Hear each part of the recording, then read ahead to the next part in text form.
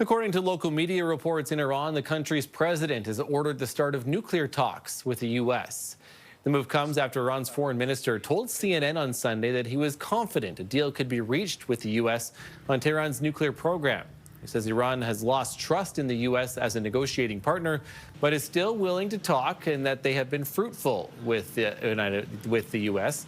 The news comes as President Donald Trump has threatened military action and ordered the dispatch of an aircraft carrier to the Middle East following the Iranian authorities' deadly response to anti-government protests. Now, there have been a number of demonstrations here in Canada as a result of what's happened in those protests in Iran. Joining me now is Reza Lor, who is the founder of Iran Lovers, a nonprofit supporting Iranians' freedom, fighting for freedom. You were at the protest Sunday in Toronto, too. Reza, tell us what happened. Again, there was a lot of people, too, thousands of people in Toronto. So take us through what happened and your message.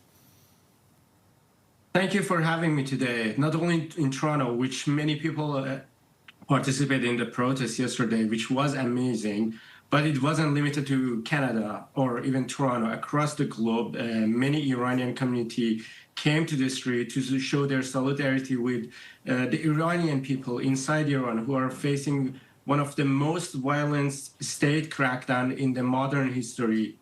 The protest that people came to the street to say enough is enough, and we want to live in a free country, live in a free Iran that we can decide about their future. We want a secular, democratic government inside the country. Do you feel that your messages are being heard either by the people of Canada and of the government here, but also you talked about that solidarity with a number of places and a number of demonstrations that happened around the globe. Do you feel like you're being heard at least at this point?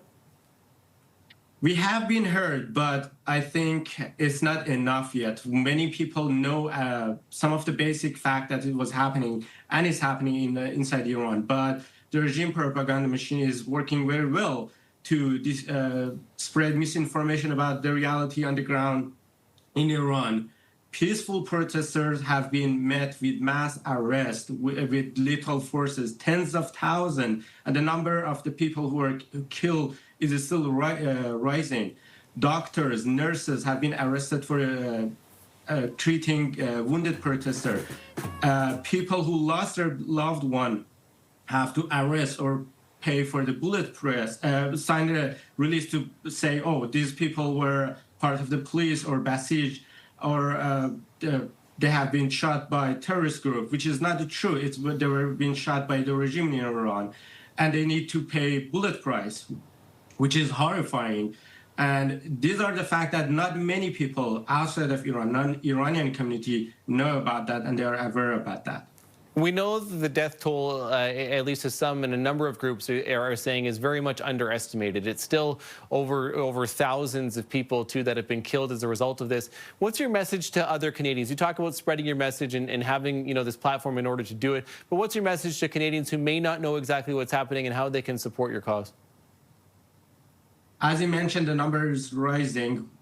Even our group, one of many other groups that exist advocating for Iran, we are receiving reports and from witnesses, from people who lost their beloved one, or people who have been arrested.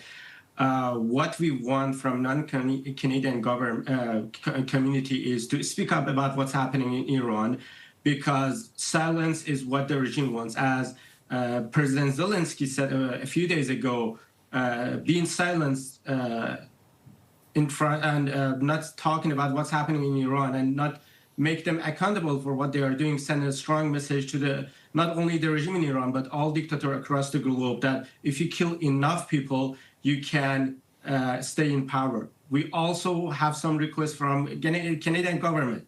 There are many officials from the regime who lives in Canada peacefully as a safe haven. We want them to be expelled. Their assets must be freezed. We also want Canada do the same thing that the other countries, some of the countries has done. There's a company called Abrarvan or R1 Cloud. They are responsible for the internet shutdown that happened in Iran recently, not only recently, but during the bloody November in 2019. We want Canada recognize that company as and put them under sanction, as the U.S. Treasury has done this before, and Amnesty International confirmed that they are responsible for internet blackdown and hiding the mass killing in Iran during the protest. Reza Lor, founder of Iran Lovers, thank you for your time today, Reza. Appreciate this.